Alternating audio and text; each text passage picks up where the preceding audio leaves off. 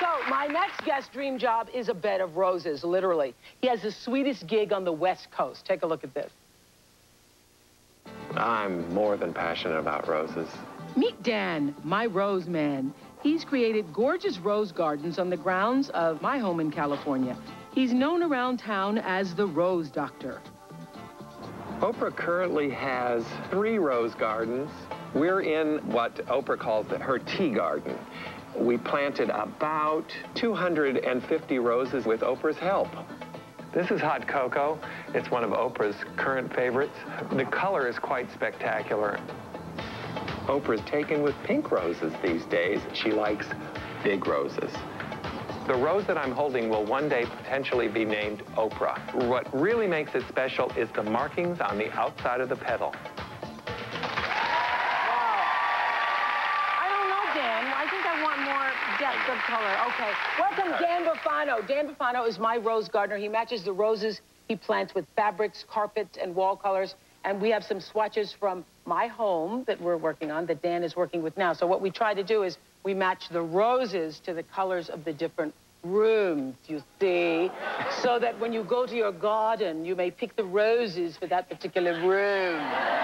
Isn't that a good idea that Dan came up with? That's wonderful. So what are we looking at, Dan? Well, these are, as you say, these are 4 fabrics from 4 different rooms in your new home. Yeah. You can see that we've chosen Sunset Celebration and Hot Cocoa to pick up the colors here. You notice how the colors go well with it?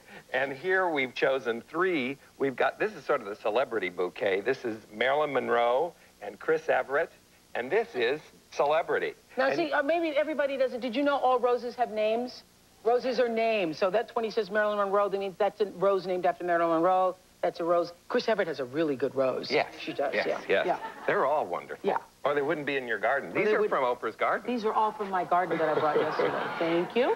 It's October, and I still have roses. And you will at Christmas. And will at Christmas, too. And you see that it really brings out, if you stepped away from this fabric, away from it, when you bring it close, it brings the color out, doesn't it? Yeah.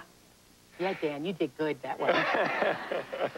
And here we've got something a little bit wilder, and of course I couldn't have done this. This is the colors from my family room, so this is good. Yes, and this is Francoise Rabelais, which is a French rose, and we've combined it with Bronze Star. And if you saw these roses when they're open, they're serrated, and the goldish rose is about that big. So it really is a spectacular rose. And this... oh, these are my favorites. These are in my bedroom all the time. Yeah, well, good. Yeah. Well, because these are from your upper garden. Yeah, I picked these from...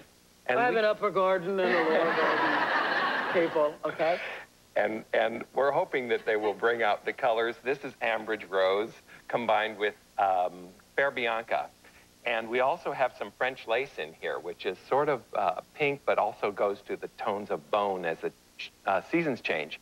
But you notice how these buds on Fair Bianca are so wonderful, and they turn pure white when they open. This is what is amazing. Is this a dream job for you? It is, of course. Because you're the rose man. I'm the rose man. So he does my roses. He does also Streisand's roses. He does roses for people. Thank you so much, Dan. Thank you so much. We'll be right back with one final stop at Graceland inside Elvis's wildest room.